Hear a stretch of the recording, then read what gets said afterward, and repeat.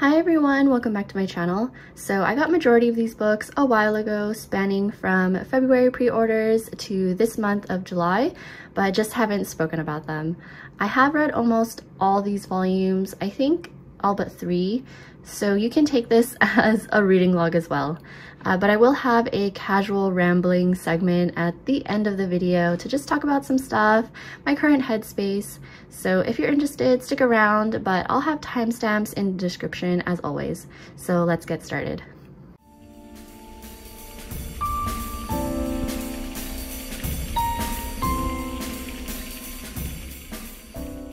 I'll start with Gazing at the Star Next Door, Volumes 1 and 2 by Amitsu, published by Kodansha. It follows childhood friends and next-door neighbors Chiaki and Subaru as their relationship takes a shift, with Subaru becoming a rising star in the acting scene and Chiaki maybe being left behind. I've read both volumes and got really hooked on their dynamic and the potential of all the pining these two characters might go through, like star-crossed lovers where the other feels out of reach. I'm ready for angst if the mangaka's notes are any indication of the future heartache. Then I have Kowloon Generic Romance Volume 6. I actually paused on picking up this series, but I have read this volume. I'm not dropping it, but it just feels like the plot is dragging its feet on some of the mysteries occurring around Kowloon and its residents. Like, I get not wanting to reveal all your cards, but there's something about the repetitiveness of what's happened so far that has me a little iffy. But it sucks because I still really want to know what the heck is going on with Reiko and her relationship with Kudo and all this talk about nostalgia. And then the whole sci-fi aspect. I'll continue to wait until more is out and then gauge how it is within the community. Next is the Korean BL manhwa Punch Drunk Love Volume 1 by Moscareto and Okdong, published by Seven Seas. I've actually read this volume. I believe I read all of season 1. But I reread this volume and it reminded me of how funny it is. So Seonwoo is your average worker, kind of quirky. Little do people know that his preferences in the bedroom are not what they seem.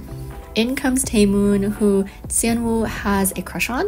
One thing leads to another, and it's mainly because of the vast number of hilarious misunderstandings between them that has me laughing out loud. It is mature rated, so keep that in mind if my subtle hinting in the summary didn't make it obvious. Next is Something's Wrong With Us Volume 19, the final volume. This whirlwind of a story has come to an end, but not without some dramatic moments centering around a couple characters, one in particular that I just didn't care for, and no, I'm not talking about the mom. Well, one of them at least. But anyways, this is a binge-worthy read if you're into a bit of mystery and suspense, with the added benefit of seeing some beautiful wagashi, plus the complications of this web of a romance. I was super excited about these back-to-back releases of Therapy Game Restart Volumes 3 and 4. If you didn't know, Therapy Game is somewhere in my top favorites, and these two volumes continue to make me love it. Volume 3 was quite angsty though, and it did make me anxious because of the way things escalated. I was worried that it might turn some people away or they'd harshly judge Minato, but I was very pleased to read Volume 4 and continue to appreciate how Shizuma and Minato communicate and how they try to work through their insecurities and troubles. Then I have the Candy Color Paradox Assorted Pack volume. This is such a treat because it's been a while since I've read anything new for the series, but I like this couple. Their bickering is always funny to me, so it's nice to read these extra side stories of their life together. And the extra cool thing is that this has some colored pages and short comics from throughout the years that this series has been running. Next is Pink Heart Jam Volume 2, the final volume of this duology, although this does have a continuation called Beat. But I think this is a nicely contained story between an upperclassman and a newcomer to the big city. They coincidentally develop a connection outside of school and within one of their workplaces. It's a lot of them getting to know each other within their music club as well. We're somewhat nearing the end with Usotoki Rhetoric Volumes 6 and 7 since it ends on Volume 10. This is a shoujo historical mystery romance, but I will give several caveats. The mystery solving is fairly straightforward, nothing will blow your mind, and really, majority of them wrap up within the volume itself, with the exception of 1 or 2 that span a couple volumes. And then I'm gonna be real nitpicky here, but you know when a series repeats something over and over? So Kanako has the ability to hear lies. She hears this specific type of ring or tone in someone's voice when they lie. This fact gets repeated over and over, which is kind of silly to me.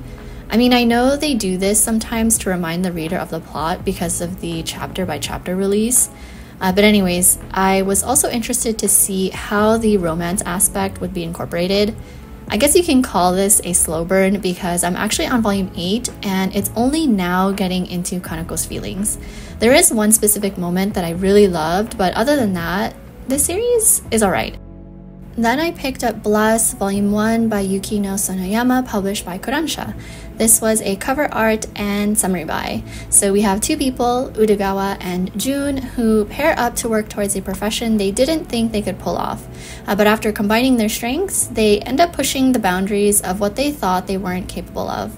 Udogawa being a makeup artist and Jun as the model. It does have a very quick start. They go from being complete strangers to being like, yeah, let's work together, and somehow understanding each other's insecurities. I know people can just click, but this felt a little bit too fast in my opinion. However, it is nice to see them motivate each other and see them succeed, which you do get a taste of that in this first volume. Next is a brief moment of Ichika, Volume 1 by Natsu Tadano, published by Kodansha. I was really interested in this, and even more so because it's only a 3-volume series, so I thought, oh, it's a concise drama story. But then after I read it, I actually want to unhaul it. So it follows Ichika, a university student who is told she doesn't have long to live. At the same time, she gets closer to one of her professors that seems to understand what she's going through. For me, it just didn't feel like they had any chemistry, and I couldn't see why she would even like him. If it took more of an angle like I want to eat your pancreas, where it's more about companionship, then maybe I would have enjoyed this more, but I guess I was expecting something else. I'm sad that Cinderella Closet is ending soon, so I have volumes 5 and 6 and it ends on volume 8. I really appreciate this series and the two main characters. It's a friends to lovers story between Haruka and Hikaru, Hikaru being someone who enjoys and feels comfortable wearing women's clothes and cross-dressing from time to time. Meanwhile, since the beginning, he's helped Haruka become more confident in herself.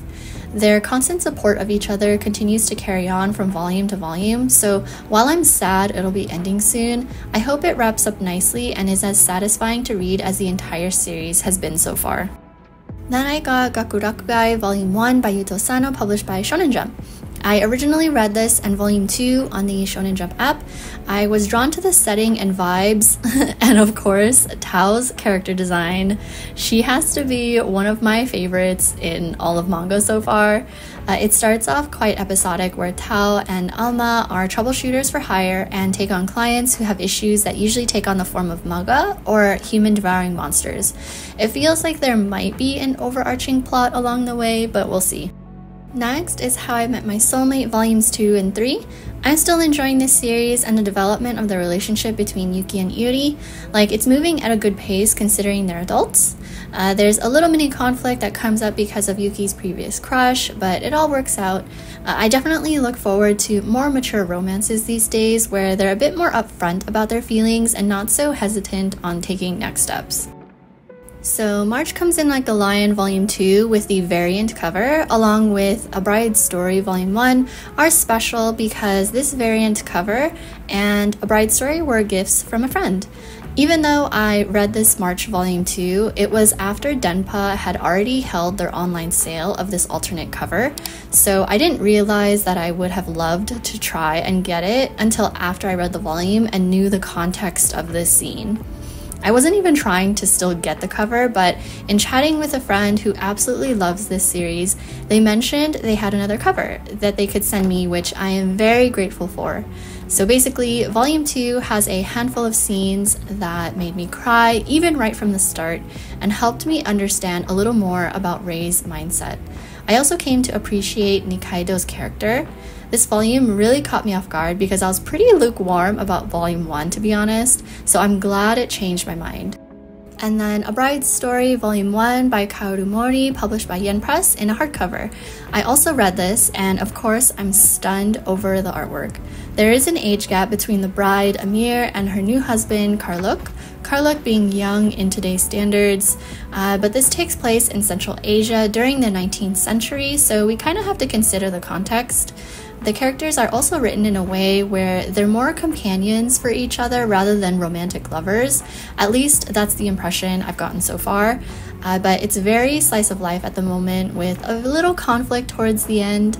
Definitely looking forward to learning more about this tribe and these people's stories. Next is Medalist Volume 1 by Suru Maikata, published by Kodansha. I was in the mood to check this out after I watched the trailer for the anime. It seemed very wholesome and motivational, as is often the case for sports series. So it follows Tsukasa, who begins coaching Inori to become a decorated figure skater. There's the theme of, oh, you're too old to be doing this and that, particularly with Inori because most kids her age would have already gone through specific training and tests, but her drive and passion to do better in the sport propels Tsukasa to take her in because it reminds him of his own circumstances in a way. I will say though that there's some weird humor and they tend to be overly expressive, which isn't my favorite. The volume also introduces other characters that I'm not quite interested in yet, but we'll see. Next is Nagahama to Be or Not to Be, a one-shot BL by Scarlett Berico, published by Seven Seas. I'm usually hesitant about one-shot BLs nowadays after having tried out some and being pretty disappointed, but this one was nice. It's a best friends to lovers where Nagisa is just kind of living life while Isa works at a fish market. They're both trying to figure out what they want to do with their future when some feelings catch Nagisa off guard. I prefer that one-shots don't have too many complications and maybe focus on one or two main ideas, which this one does. Then I have the Korean manhwa See You in My 19th Life, Volume 2 by Lee Hye. It continues on with Jium trying to get closer to Seoha to kind of rekindle the familiar relationship they had prior to her current 19th life. However, Seoha struggles with how Jium reminds him of Jubon, which is ironic because they're the same person. I like how Seoha is pretty expressive about his emotions. I've already read the series when it was releasing on the Webtoon app, so I've just been getting the physical copies. Then Yakuza Fiancé Volume 7. I am still really enjoying this series and the twists and turns it takes, specifically the wild things that happen involving these two in this volume. But it also continues to solidify my love for Yoshino and how quick she is thinking on her feet in high-pressure situations. There are definitely things brewing underneath the surface, and it's been thrilling every time to see where it takes us. Next is Link Click Volume 1, published by Aloha Comics. I had backed their Kickstarter just for this volume, and I'm super impressed with the quality of this print. It arrived shrink-wrapped, is a hardcover with a nice dust jacket, and the print quality is really nice. It's a donghua to manhwa adaptation, so this is different from the other Chinese Link Click manhwa that I believe is still serializing. I'm not sure what the manhwa might be about, but I really enjoyed the animated donghua, so I really wanted this copy. And actually, I think Volume 2 releases sometime in August, but this contains episodes 1, 2, and 3. And because I was a Kickstarter backer, it came with these extras. So the holographic cards of the books, these Link Click film strip bookmarks, which I love. I still need to take the protective plastic off. A day off transparent card, a Here You Are sticker, and then the Nirvana in Fire character tree print. Next is My Love Story with Yamada at Level 999, Volume 1 by Mashiro, published by Inklore. I've read quite a bit of this series already and have been following it chapter by chapter for some time. So to get a physical English copy was exciting. The beginning part of the series is fine, pretty typical with Akane falling for Yamada's looks, but my favorite parts of this series are after Akane and Yamada get together as an official couple. They're pretty mature about it and very sweet with each other, and it's fun when all the characters are in-game and in their avatar form too. Then Skippin' Loafer Volume 9. I literally sing praises for this series every time I talk about it, and whenever a new volume releases. Mitsumi is a top tier character, and her ability to bring everyone together just makes me fall in love with her every time. She is the sweetest ever. In this particular volume, they're heading into their summer break. I don't know what it is, but even though the concept of school life and friends doing things during their summer break isn't anything new by any means, this series does those things really well because of how the characters are written and interact. There is one guy who keeps harping on about wanting a girlfriend. He's kind of whatever to me, but everyone else is amazing.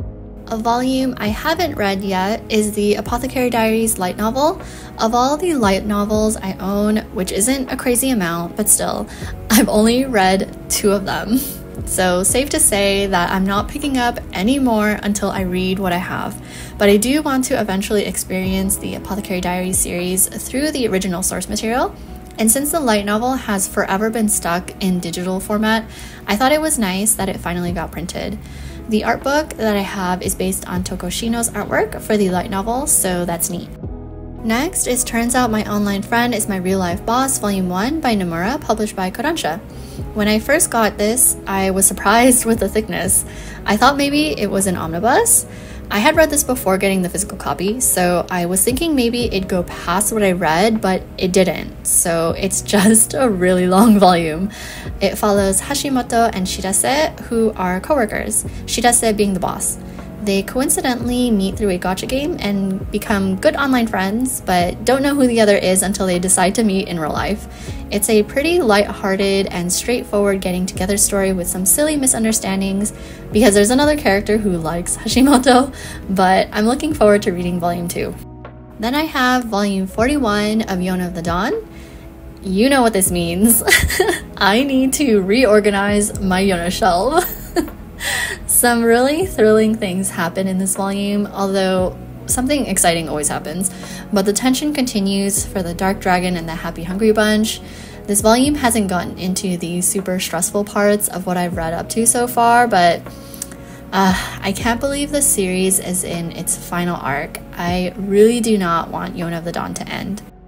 Next is Bungo Stray Dogs Dead Apple Volume 4. I've read up to Volume 3, so this 4th volume wraps up this spin-off. If I remember correctly, I feel like I was a bit confused reading parts of Dead Apple, so I may need to just reread the 3 volumes or something before reading this final one. I still haven't seen this part in the anime, I don't think, so I still need to do that. Next is The Fragrant Flower Blooms with Dignity, Volume 1 by Sakamikami, published by Kodansha. I have read this volume, and it's a coming together of 2 students, Kaoruko and Rintaro, who attend rival schools that are located next to each other. Rintaro comes from the all-boys school that doesn't have the best reputation, and then Kaoruko coming from the all-girls school for the wealthy. Of course, the 2 are unlike the stereotypes appointed to each of the schools, because they try to bridge the gap with kindness and the desire to get to know each other, which influences their own friend groups. I'm going to be the odd one out on this one because I know everyone loves this series, but I will say that I already have mixed feelings about this story. Setting aside the art because the art is great and the characters are very expressive, I decided to read Volume 2 on the K-Manga app, so take my opinion with a grain of salt since I've only read 2 volumes. Overall, I don't think there's anything inherently wrong with the content. It's a positive story of these kids trying to develop good relationships with each other against certain odds and how they grow as an individual. Maybe to the characters, the stakes are high, which leads to the melodramatic way the story is told. But for me, there's a bit of a disconnect. There's a lot of apologizing for things that aren't a big deal, which kind of desaturates the feeling of when there's actually something to apologize for.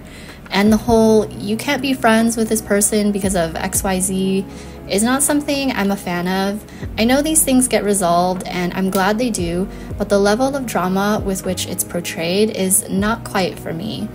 I'm told to keep reading because it gets better and better, but to be honest, I've gotten pretty picky with high school romances, so this is on the back burner, and if I do go back to it, it'll probably be digitally instead. Next volume was a gift from a friend, and I realized I hadn't talked about it yet. So, The Heroic Legend of Arslan, Volume 1 by Hiromu Arakawa and Yoshiki Tanaka. I actually tried to read this the other day, but I must not have been in the mood because I started and subsequently got confused trying to keep track of all the character names, special titles, locations, etc., etc. I probably had a lot on my mind, so I couldn't retain what was going on. But I am excited to get into this series because based on the summary, it's about Prince Arslan who experiences the downfall of his kingdom and is now on the path to reclaim it. The friends who mentioned this series to me said it in the same breath as Yona of the Dawn. And so I was like, all right, let's go. I can see the similarities, so I'm looking forward to it. This next segment is my Witch Hat Atelier moment. I have volumes 11 and 12. It was practically a year that the Witch Hat series was sitting on my shelves unread. I know I did a video of when I got volumes 1 to 10 all in one box back in September, but I had actually gotten those volumes back in May of 2023, which I finally read in May of 2024. I'm kicking myself over how long it took me to get into it. So I actually got in the mood to read Witch Hat after I read Eniale and Duiela, Kamome Shirahama's 3-volume series. I originally was going to unhaul those volumes because I tried reading it once and thought it was a bit too ridiculous for me at the time. The humor wasn't hitting right away, but then I gave it another try months and months later and found myself enjoying it. Aside from the silliness of the story, the art is stunning, so it got me thinking, okay, I should finally read Witch Hat. And let me tell you, this series shot straight up and right into my top favorite manga list. The world building is amazing. I love the dynamic between the 4 apprentices. The relationship between the apprentices and Kifri and Alrugio, their master and mentor, is so heartwarming. And then the relationship between Kifri and Alrugio themselves, I love. Oh my gosh, the side characters are great too. The magic system is seemingly simple at first, but the potential of it has led the series to some really interesting problem solving and conflict resolution. The issues also seem unassuming, but they're quite complicated with a lot of gray areas for interpretation. When I went to Kamome Shirahama's panels at Anime Expo, she expressed that there aren't any antagonists or bad characters.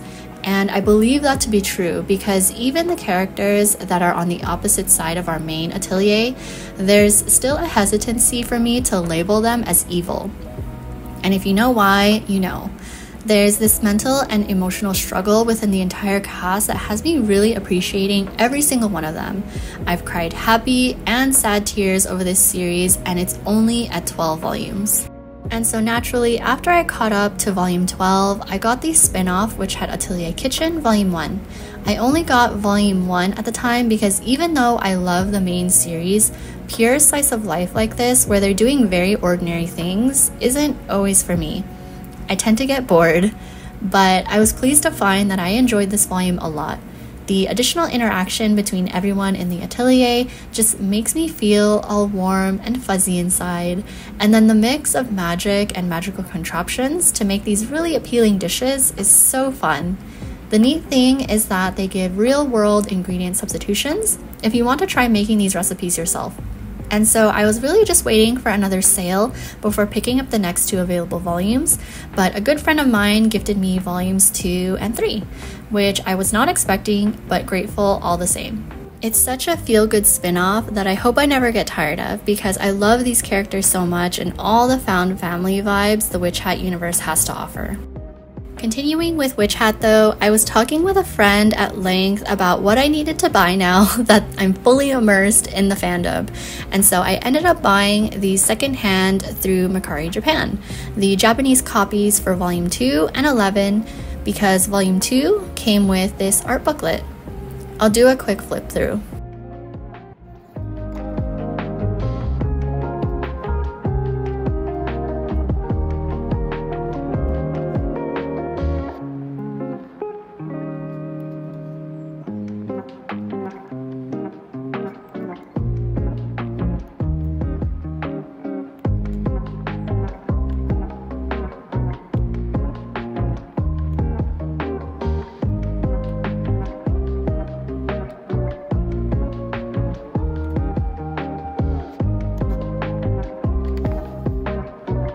And then this volume 11 came with this really cute fold-out art booklet with 5 postcards.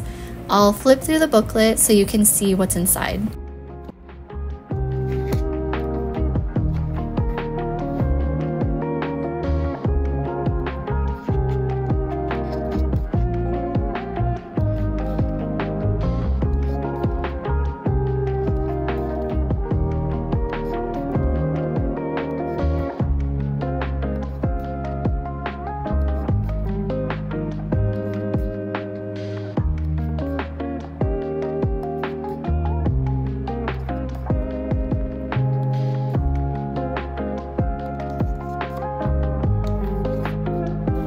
Then the postcards, which I do have one of them in an acrylic frame already.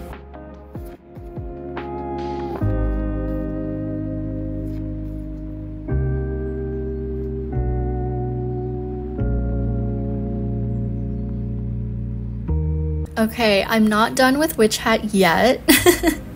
Last thing, so that same friend also shared with me that this reproduction selection art book exists, but not without the huge warning of the aftermarket price on Mercari Japan. I'm not going to share how much I spent buying this, but it's far beyond what I ever spent for a single book, that's for sure. I will say that with the anime coming out next year, I do hope they re-release this book or something like it so that other fans can get this more easily than I did. I don't regret making big purchases like this though, because I'm thrilled to own it regardless. It comes with a slipcover to protect this amazing dust jacket. The book itself is insanely tall. Like, I really do not know where to put it. But inside are some colored illustrations and then notes over pages from the manga, which I think is really neat. And towards the back are sketches.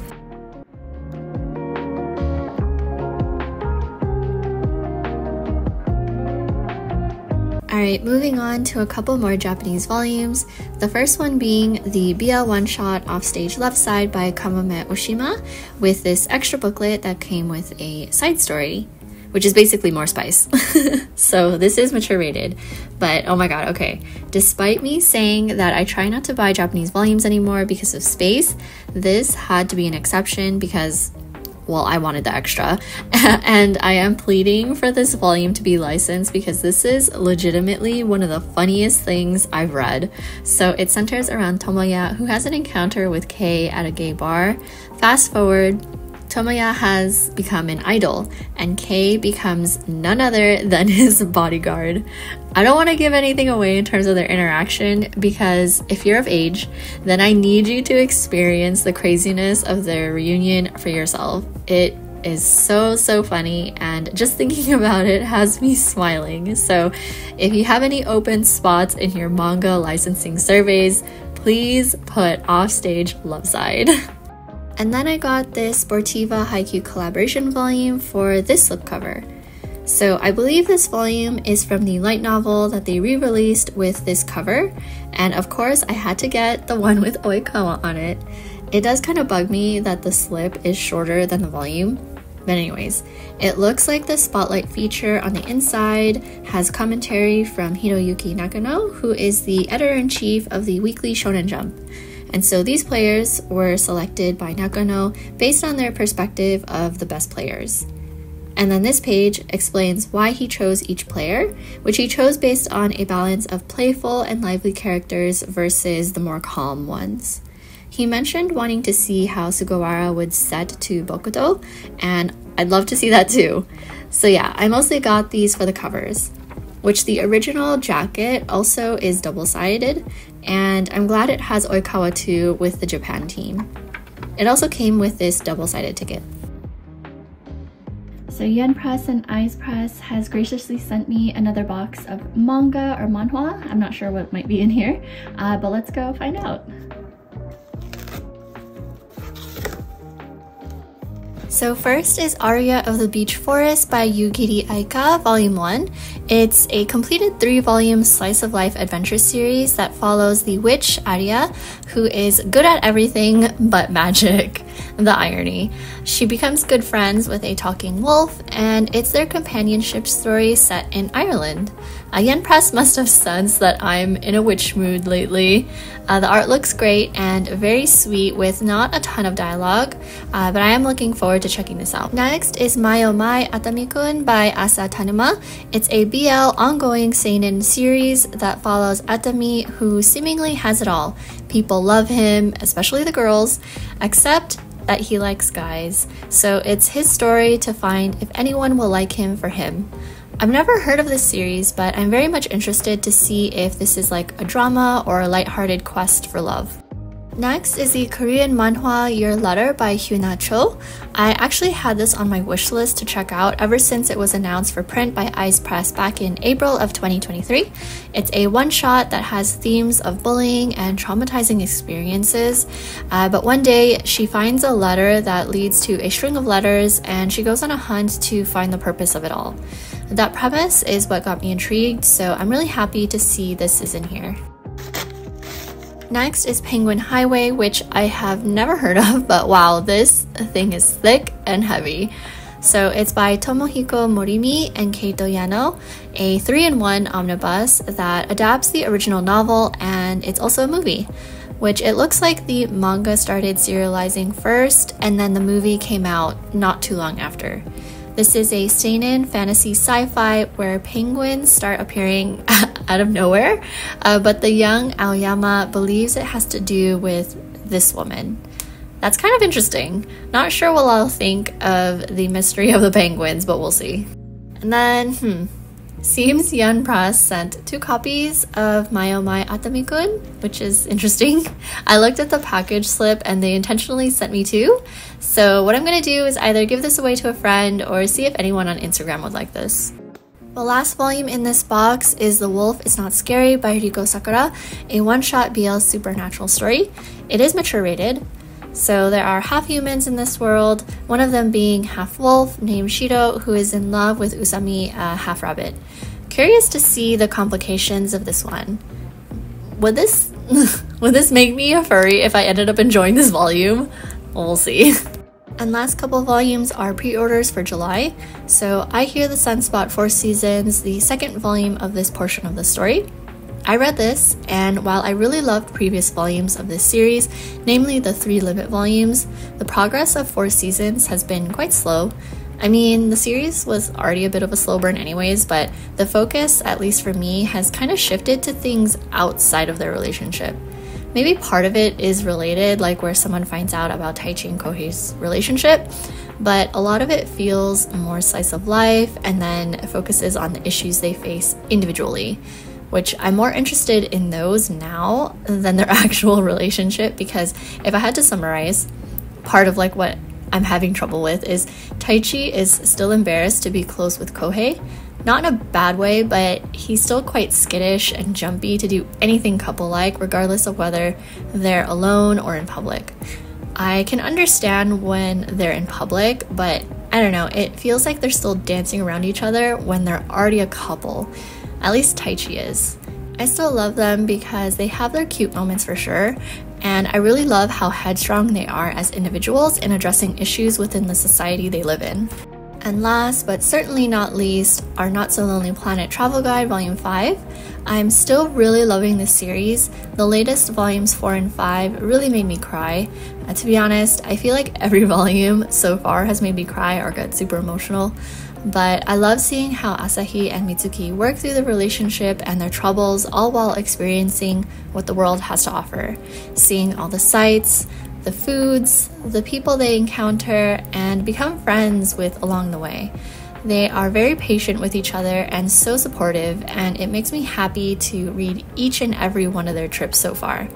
While I wouldn't want this series to end, because I feel like it might when they finally return back to Japan and get married, which was the whole goal of this series, I do want to see all of that, so I definitely am looking forward to every volume release as it gets closer to that goal line. And with that, I'm fully caught up on all the manga that has come in. So I realized I didn't edit these clips of when I got a Zen Market order full of things that I've mentioned in previous videos or on Instagram, but it seemed weird to put out a future video with somewhat quote-unquote old stuff that everyone knows I already have. So I figured I'd talk over this unboxing clip while I ramble about my channel as it relates to hauls and my collection. As I've been hinting at, and if it isn't obvious, if you compare my spending habits and frequency of uploading, I just haven't been buying physical books of every single new series that catches my attention. And I haven't specifically said which ones, but there are a lot of ongoing series that I've stopped collecting for a few reasons. One, maybe my tastes have changed and I'm no longer interested in that series enough to keep picking up physical copies. Two, I'm unsure of the direction of the series and so I've put it on hold. These first two reasons may even result in me unhauling those volumes and or going through the publisher's digital apps to read them instead if they still interest me. I did mention in one of my previous videos that the reason may not necessarily be because I hated the series or disliked it.